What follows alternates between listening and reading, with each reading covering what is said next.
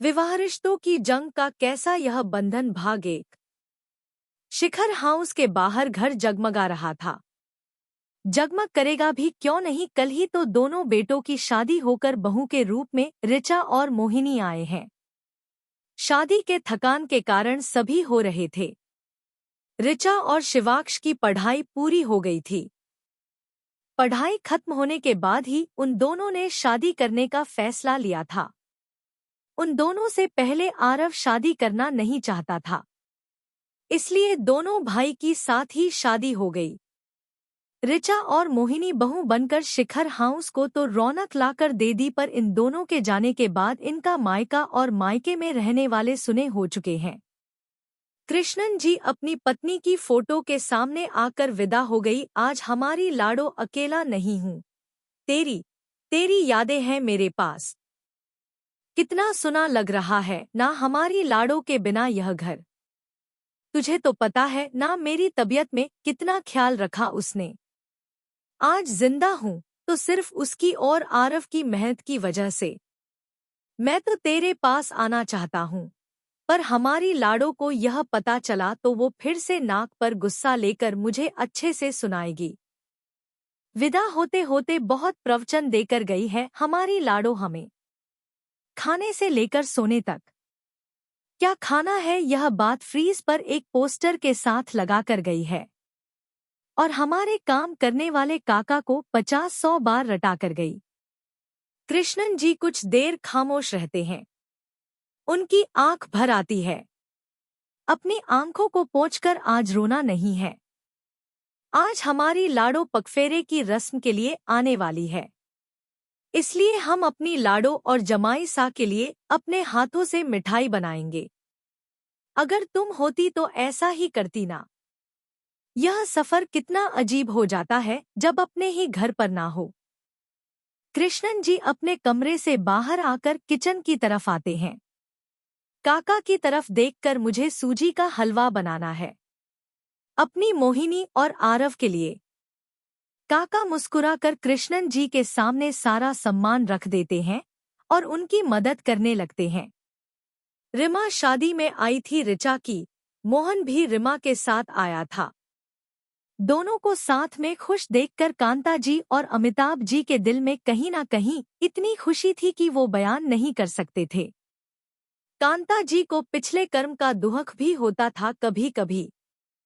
वो अपने बोली और अपने कारनामों से बेटी और बेटा दोनों के घर बर्बाद करने में लगी हुई थी। कोमल जी किचन में से खीर लेकर आती है। अमिताभ जी और कांता जी की तरफ देखकर आप दोनों जरा चखकर बताइए ना कैसी बनी है खीर। ऋचा और शिवाक्ष आते ही होंगे।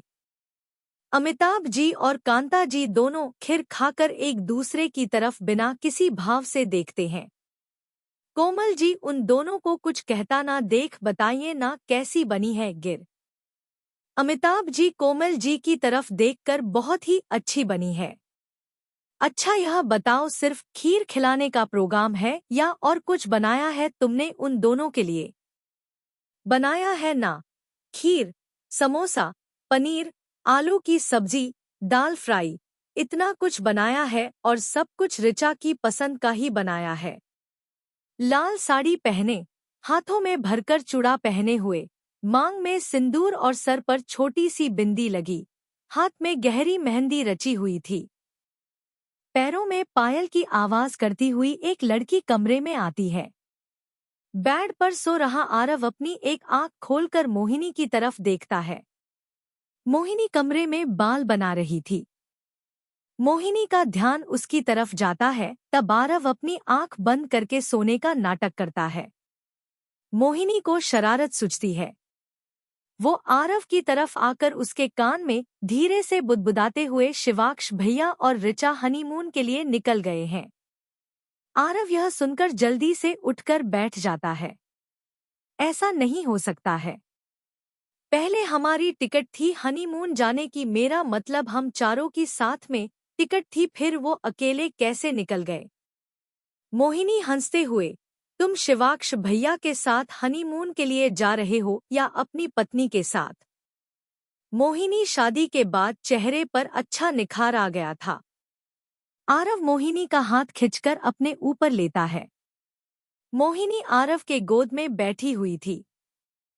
आरव उसके आंखों के पास आ रहे बालों को कान के पीछे करता हुआ, जा तो अपनी पत्नी के ही साथ हूं, पर टिकट का कब्जा भैया ने रह रखा है। आरव इतना कहकर धीरे धीरे मोहिनी के होठों की तरफ बढ़ने लगता है। मोहिनी उसे पीछे धकेलती हुई उठकर भागते हुए कमरे से बाहर चली आती है। सर पर पल्लू लेकर वो नीचे आती है। ऋचा ने रेड कलर का लहंगा पहना हुआ था। हरे कलर का दुपट्टा हाथों में, लाल और हरे कलर का मैचिंग चूड़ा पहना हुआ था। शिवाक्ष बाथरूम से बाहर आता है। आईने के सामने ऋचा को तैयार होता हुआ देख वो दीवार से लगकर उसकी तरफ देखने लगता है। ऋचा बिंदी लगाती हुई शिवाक्ष की तरफ देखकर, ऐसा क्या देख रहे हो? शिवाक्ष मुस्कराता हुआ ऋचा की तरफ देखकर, तुम्हें देख रहा हूँ। इतने साल जिस लड़की को पटाने में पापड़ बेले, आज वो सच में मेरी हो गई है। ऋचा यह सुनकर मुस्कुरा जाती है। सिंदूर लगाने के लिए हाथ बढ़ाती है। शिवाक्ष उसे रोककर खुद अपने हाथों से सिंदूर ऋचा की मांग में सजा देता है। ऋचा शर्म से अपना सर झुका लेती है। शिवाक्ष पीछे से बाहों में भरता हुआ आईने से ऋचा को देखता हुआ, बहुत सुंदर लग रही हो तुम। ऋचा यह सुनकर एक नज़र उठाकर आईने से शिवाक्ष को देखती है, फिर अपना सर झुका लेती है। कमरे के दरवाजा बजने की आवाज आती है। ऋचा शिवाक्ष की बाहों से छुड़कर दरवाजा खोलती है। सामने एक नौकरानी होती है। बड़ी बहू रानी सा आपको नीचे भाभी सा भूला रही है। ऋचा हाँ, मैं सर हिला देती है। फिर दरवाजा बंद करके शिवाक्ष की तरफ देखकर, आप तैयार हो जाइए।